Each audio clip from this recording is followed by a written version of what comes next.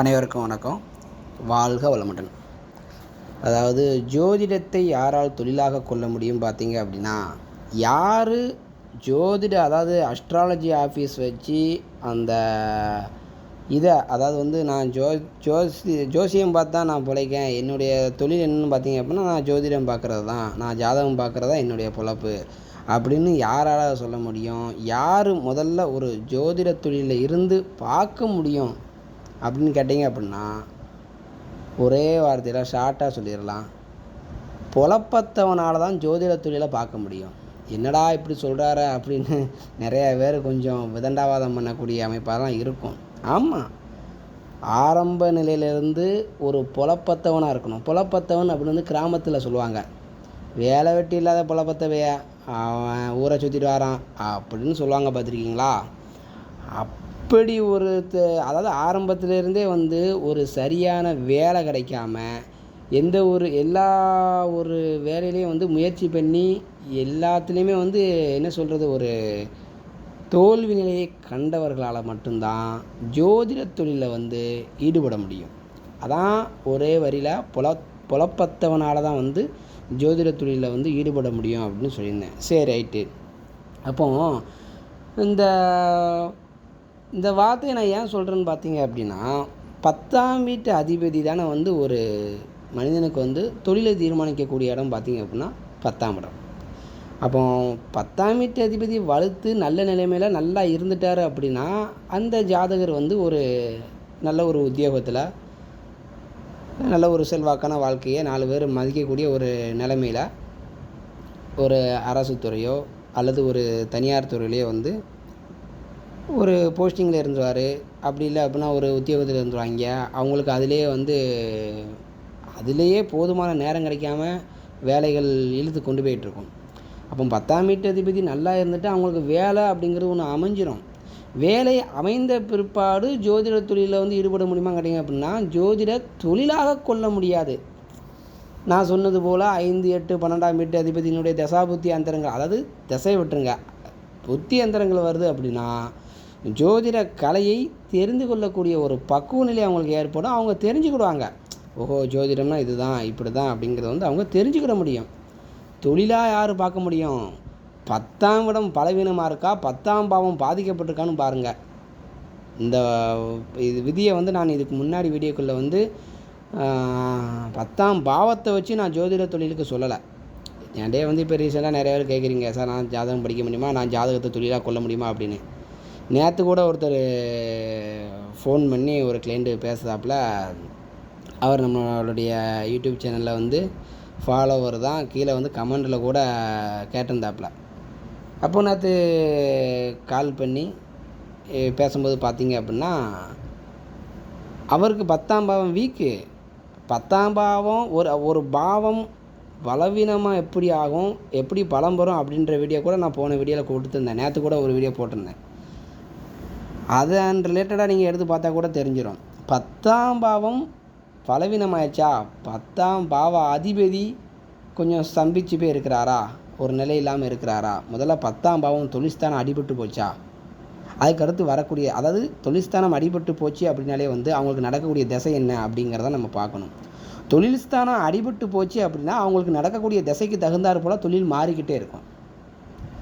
அதனால தான் சொன்னேன், 10ஆம் பாவம் வலுத்திருந்தால் அவங்க ஜோதிடத்தை தொழிலாக பார்க்க முடியாது. சரி, ரைட்டு, 10ஆம் பாவம் வலிமை இறந்தவங்க ஜோதிடம் மட்டும்தான் பார்ப்பாங்க அப்படின்னு சொல்லிட முடியுமா? அதுவும் கிடையாது. அப்போ தொழிலுக்கு ஏராளமான விதிகள் இருக்குது. அப்போ தொழில்முறை அப்படின்னு வரும்பொழுது நம்ம அரசு துறையை சொல்லலாம், தனியார் துறையை சொல்லலாம், சொந்த தொழில் பார்க்குறத சொல்லலாம். இது போக இந்த ஜோதிட தொழில் ஒரு கலை சார்ந்த இது. இந்த ஜோதிட தொழிலே இன்னும் பார்த்திங்க அப்படின்னா ஏராளமான ஜோதிடர் இப்போ எக்கச்சக்கமாக பெருகிட்டாங்க ஜோதிடர்கள். ஆரம்ப காலகட்டத்திலலாம் பார்த்திங்க அப்படின்னா அந்த காலகட்டத்தில் விரல் விட்டு எண்ணக்கூடிய அளவுக்கு தான் ஜோசியர்கள் இருந்தாங்க. இப்போ அதாவது என்ன சொல்கிறது, திக்குக்கு திக்கும் முக்குக்கு முக்கும் ஜோசியர் தான் இருக்காங்க.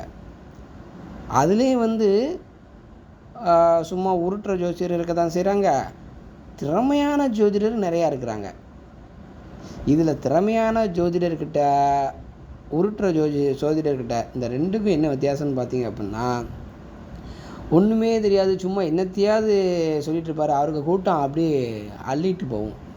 காரணம் அவருடைய கிரகநிலைகள், அந்த தசாபுத்திகள் அவருக்கு அதன் ரிலேட்டடாக பணம் வரணும் அப்படிங்கிறது இருக்குது. எனக்கு தெரிஞ்ச ஒருத்தர் ஏதோ ஒரு மாலத்தீவா என்னமோ அங்கே ஒரு தீவு இருக்க என்னமோ டக்குன்னு ஏன் வரல.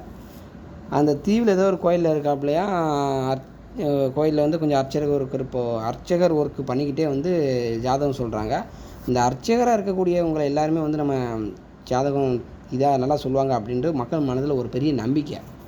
ஆனால் அவருக்கு வந்து அந்தளவுக்கு பெருசாக ஒன்றும் தெரியாது. ஆனால் அவர் என்கிட்ட கால் பண்ணி ஜோதிட ரீதியான சந்தேகங்களை நிறையா கேட்டு தெரிஞ்சுக்கிடுவாப்புல அந்த ஐயா.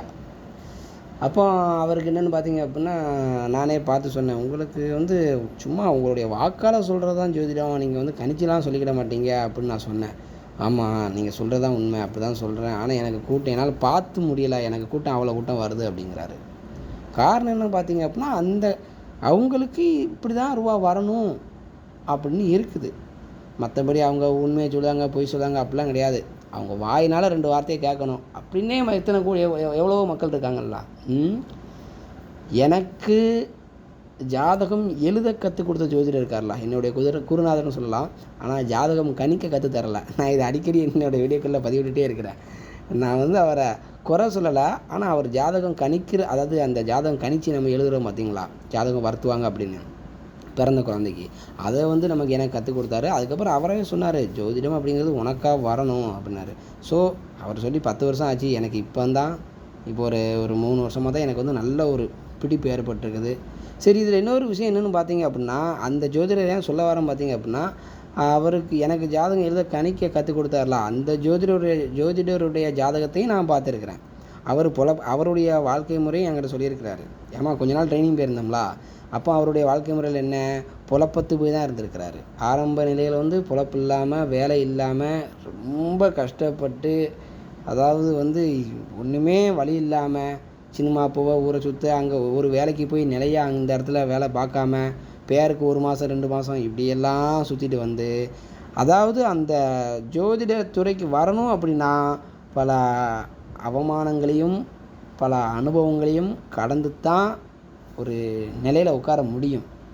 ஆமாம், அப்போ அத்தனையும் கடந்தியம்னா அது ஜோதிட தொழிலை கற்றுக்கிறதுக்கு வந்து அந்த கிரகங்கள் கொண்டுட்டு வரும். அப்படி தான், அப்போனா தான் நம்ம வந்து நிலைய அந்த இதை எடுத்து படித்து அதில் வர முடியும். அப்படின்னா அதுக்குண்டான கிரக நிலைகள் நமக்கு வேலை செய்யணும். சரி, 10ஆம் இடம் பலவீனம் ஆயிடுச்சு, அதன் பிறகு வந்து ஜோதிட தொழில் தான் பார்க்க முடியும் அப்படின்னு நீங்கள் சொல்கிறீங்களா, இல்லை வேறு எந்த தொழிலும் பார்க்கலாமா அப்படின்னு கேட்டிங்க அப்படின்னா, நான் சொன்னது போல் உங்களுக்கு 5ஆம் வீட்டு அதிபதி, கலை சார்ந்த ராசி, இந்த ராசி ரிஷப ராசி, 8ஆம் வீட்டு அதிபதி, 12ஆம் வீட்டு அதிபதி, இந்த கிரகங்கள்லாம் எப்படி இருக்காங்க, 10ஆம் வீட்டோடு சம்மந்தப்பட்டு இருக்கிறாங்களா. விரையாதிபதி 12ஆம் வீட்டு அதிபதி 10ஆம் வீட்டில் போகிறது குத்தம் தானே. லக்கண சுபராக இருந்தால் பெரிய பாதிப்பு இல்லை. பட் லக்கண சுபராக இருந்துமே அவர் நீசம் வச்சுருந்தா பாதிப்பு தானே. அதனால தான் மாறி மாறி கிரகங்களின் ஆட்சி உச்சம் நட்பு பகை நீசத்தை படிங்க, கிரகங்களுடைய பலம்பலவீனங்களை படிங்க, பாவங்களுடைய பலம்பலவீனங்களை படிங்க அப்படிங்கிற நான் அடிக்கடி சொல்கிறேன். அதில் தான் ஜோதிடம் ஒளிஞ்சிருக்குது. கிரகங்களுடைய காரகத்துவங்களை தெரிஞ்சுக்கோங்க. கிரகங்களுடைய காரகத்துவங்கள் ரிலேட்டடாகவே பலன்கள் நிறையா வந்துக்கிட்டு இருக்குது. சரிங்களா. அதனால் வந்து 10ஆம் பாவம் பாதிக்கப்பட்டிருந்தால் வந்து ஜோதிட தொழில் தான் வரும் அப்படிங்கிறதுக்கு வந்து இந்த விதிகள் வரணும். 5ஆம் வீட்டு அதிபதியோட தசை வருதா, 5ஆம் வீட்டு அதிபதி லக்கணத்தோட சம்மந்தப்பட்டிருக்காரா, 10ஆம் வீட்டில் 12ஆம் வீட்டு அதிபதியினுடைய தொடர்பு இருக்குதா. முக்கியமாக இந்த தொடர்புலாம் இருந்தாலும் 10ஆம் பாவம் பலவீனமாக இருக்கணும். ஸோ 12ஆம் விரையாதிபதி 10ஆம் வீட்டை போயாச்சு அப்படின்னாலே 10ஆம் பாவம் பாதிக்கப்பட்டிருக்குதுன்னு அர்த்தம். சரிங்களா. 8ஆம் வீட்டு அதிபதி அட்டமாதிபதி 10ல் உட்காந்துருக்கிறாரு, ஜோதிட தொழிலில் பார்க்கறதுக்கு வாய்ப்புகள் அதிகமாக உண்டு அப்படின்னு சொல்லுவேன். ஆனால் ஜோதிடம் கணிச்சு சொல்லக்கூடிய ஜோதிடரா அல்லது சும்மா என்ன சொல்கிறது அருள்வாக்கு ஜோதிடரா, அதையும் நீங்கள் பார்க்கணும். அருள்வாக்கு ஜோதிடருக்கு வேறு கிரகமைப்பு, ஜாதகத்தை படித்து அதன் மூலமாக கணிச்சு சொல்லக்கூடிய கிரக பலன்கள் வேறு நிலைகள். சரிங்களா. அதனால் எல்லா அமைப்பிலையும் வந்து பார்க்கும் பொழுது பொதுவாக ஒரு ஃபீல்டுக்கு வரணும் அப்படின்னா அதற்கு முன்னாடி என்ன சம்பவங்கள் நடந்துக்கணும், அந்த ஃபீல்டுக்கு வந்ததுக்கப்புறம் என்ன சம்பவங்கள் நடக்கும், இதை வந்து தசாபுத்திகள் தான் நமக்கு காட்டும். அப்போது 10ஆம் பாவம் வலிமையாக இருந்து நீங்கள் ஜோதிட தொழிலில் படிக்கணும், நீங்கள் ஜோதிடராக ஆகணும் அப்படின்னா உங்களுக்கு 10ஆம் பாவம் பலவீனமாக இருக்கான்னு பாருங்கள் முதல்ல. இல்லை 10ஆம் பாவம் எனக்கு பலவீனமாக தான் இருக்குது. பாவக்கரங்களுடைய பார்வை இருப்பு இதெல்லாம் பார்க்கும்பொழுது எனக்கு 10ஆம் பாவம் பலவீனமாக தான் இருக்குது. 10ஆம் பாவ அதிபதி நல்லா இருக்கார் அப்படின்னு நீங்கள் சொன்னீங்க அப்படின்னா, 10ஆம் பாவ அதிபதி நல்லா இருக்கார் அப்படின்னா உங்களுக்கு ஜோதிடத்துறையில் வரணும் அப்படின்ற எண்ணமே வராது. ஏன்னா 10ஆம் அதிபதி ஏதாவது ஒரு வகையில் கொஞ்சம் ஸ்தம்பிச்சு போய் இருக்கிறாரான்னு பார்க்கணும் நீங்கள். அதுபோல் இப்போது நீங்கள் அடுத்த திசையிலையோ அல்லது இன்னும் கொஞ்ச நாளில் வந்து நீங்கள் ஜோதிடம் தான் பார்க்கணும், ஜோதிடத்தில் வந்து பேர் வாங்கணும் அப்படின்னு உங்களுக்குள்ளே தோணுது அப்படின்னா அது உங்களை விட்டு போகவே மாட்டுக்கு அப்படின்னா அடுத்து வரக்கூடிய திசையை பார்க்கணும்.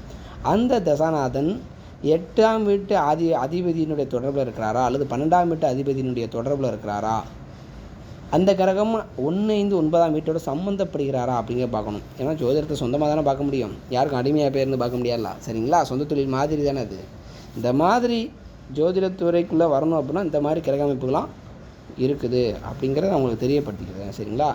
சரி, ஜோதிட ரீதியான வேறு சில பலன்களோடு அடுத்த வீடியோவில் உங்களை நான் சந்திக்கிறேன். வணக்கம், வாழ்க வளமுடன்.